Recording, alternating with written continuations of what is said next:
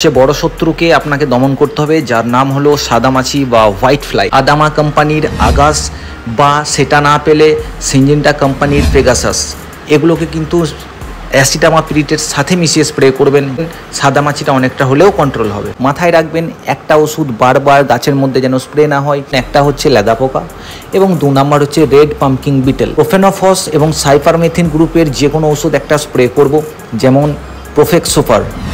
দ্বিতীয় স্প্রে যখন করতে যাবেন তখন ইমামেকটিন বেনজয়েড গ্রুপের যে কোনো ঔষধের সাথে 1500 থেকে 3000 ppm নিম তেল মিশিয়ে স্প্রে করবেন। তবে পিজিআর কিন্তু আমি 7 থেকে 10 দিনের মধ্যে একবার স্প্রে করব তবেই কিন্তু আপনার মাল সলিডভাবে নামবে আর ফুলজালি ঝরবে না। আর একটা খুব মারাত্মক প্রকোপ পড়ে, সেটা হচ্ছে গোড়া পচা বা কাণ্ড পচে যায় বা পাতা পচন ধরে যায় বা পাতাগুলো একদম হলুদ হয়ে কুঠের মতো লেগে যায়।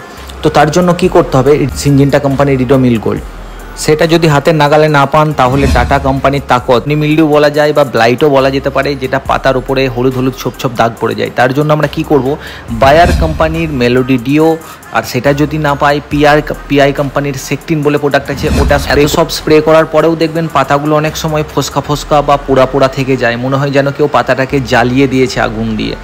তার জন্য আমরা কি স্প্রে করব, কেয়ার লাইফ সায়েন্স মানে কৃষি রাসায়ন কোম্পানির ফ্লিক্স সুপার, সেটা যদি না পাই কেব্রিওটপ BASF কোম্পানির কেব্রিওটপ আমরা ব্যবহার করতে পারি।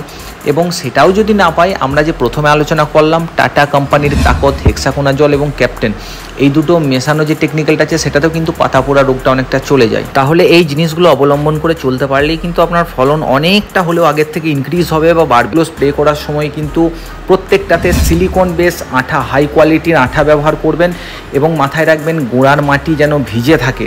এবং ডাউনি মিল্ডিউ সম্পর্কে বা ব্লাইট সম্পর্কে আর একটা বিস্তারিত ভিডিও আপনাদেরকে বানিয়ে উপহার দেবো। তার জন্য কি করতে হবে, চ্যানেল সাবস্ক্রাইব করে বেল আইকনটিকে টাচ করে রাখুন এরকম ইনফরমেটিভ ভিডিও পাওয়ার জন্য। চলুন দেখা হচ্ছে পরের কোনো একটা ভালো দুর্ধর্ষ ভিডিও নিয়ে। ভালো থাকবেন, সুস্থ থাকবেন।